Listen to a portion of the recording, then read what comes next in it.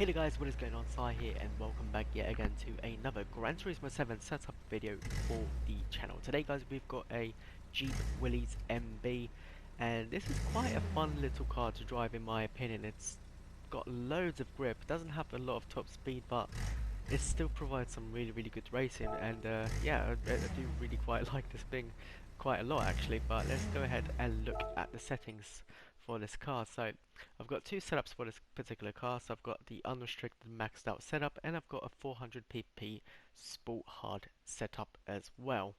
So let's go ahead and start with the maxed out setup. As you guys can see on the top left, it doesn't really have maxed out a lot of power, um, and anything to work with, to be fair. um, just over 200 brake horsepower there with 512 performance points and fully maxed out with racing soft tires. So yeah, it's not particularly fast and it's very not competitive, but in like a one make series or just for fun use, absolutely perfect. So let's go ahead and look at the settings. So for the tires, racing soft tires. For your body height, you want 175 all around. Your anti-roll bars is set to 6 and 8. Your damper ratio compression is 40-35.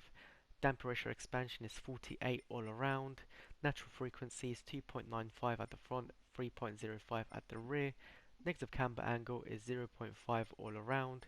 Toe angle is out 0.05 front and in 0.20 at the rear. Differential is fully customizable. Initial torque 10 and 5. Acceleration sensitivity is 25-20, and braking sensitivity is 40-45 with your torque vector in center differential at 50-50 there.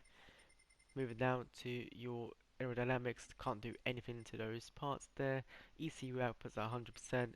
Power restrictor is at 100%. Transmission is fully customizable racing transmission, and it's preset to 160 kilometers an hour. That roughly gives about 120 miles an hour on top speed wise, and it gives you just a little bit of power as well. Like when you're like climbing hills and stuff like that, it just stays, it just keeps pulling as well, so you don't lack any torque or lose out any torque with this transmission ratio.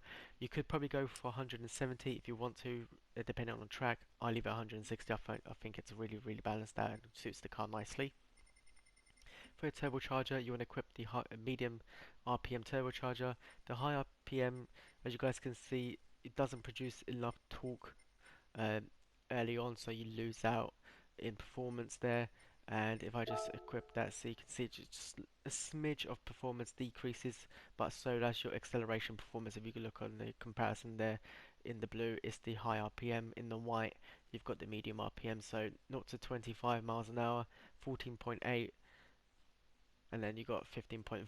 So yeah, it is quite crazy with the difference. So intercooler racing, intercooler, air cleaner racing, silencer racing, exhaust manifold racing, racing brakes and pads, and your brake controller is set to 0 or -1 depending on your preference, or even +1 as well. And these are all the upgraded parts I've got equipped on this particular car, including a racing flywheel and clutch. Now let's go ahead and look at the 400 pp class setup. So for this one, sports hard tires, the suspension settings and differential stays exactly the same. Uh, your power restrictor goes down to 70%, ECU outputs at 100%, top speed goes down to 130 kilometers an hour. You still want to use the medium RPM turbo for this one. Nothing for the intercooler, normal air cleaner, sports silencer, normal exhaust manifold, and obviously braking pads and discs racing. And yeah, that is pretty much it. So let's go ahead and look at what this thing can do around Catalonia.